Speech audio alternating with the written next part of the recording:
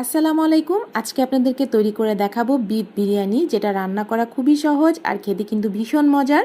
আসছে ঈদে আপনারা চাইলে এই বিরিয়ানিটা ট্রাই করতে পারেন।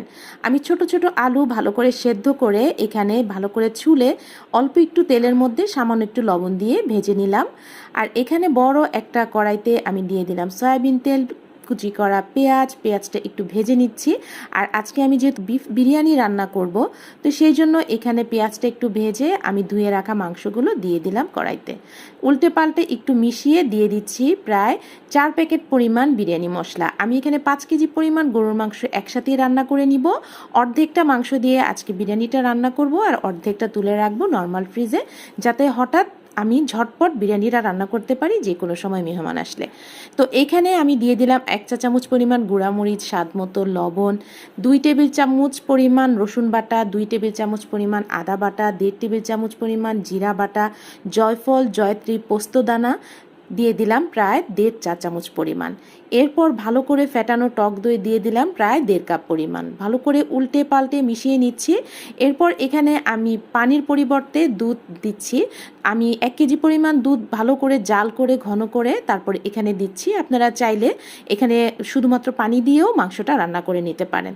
তো এখন আর কিছুই না, উল্টে পাল্টে নেড়ে চেড়ে কিছুক্ষণ পরপর ঢাকনা দিয়ে আমি মাংসটা একদমই সেদ্ধ করে নেব। তো একদমই শেষ পর্যায়ে দিয়ে দিলাম কিছুটা আস্ত কাঁচামরিচ, যেটা খেতে কিন্তু খুবই ভালো লাগে আর এর ফ্লেভারও খুব ভালো আসে। এই পর্যায়ে মাংসটা রান্না হয়ে গেছে, নামিয়ে নিচ্ছি। এবার বিরিয়ানি রান্নার জন্য আমি পোলাও চালটা ভেজে নিব। এর জন্য কড়াইতে সয়াবিন তেল, পেঁয়াজ কুচি এবং কিছুটা গরম মশলা আগে থেকে ভেজে নিলাম। সাথে দিয়ে দিলাম এখানে পোলাওয়ের চাল। তো আমি এখানে প্রায় 1.5 কেজি পরিমাণ পোলাওয়ের চাল ভালো করে ধুয়ে পানি ঝরিয়ে এখন ভেজে নিচ্ছি।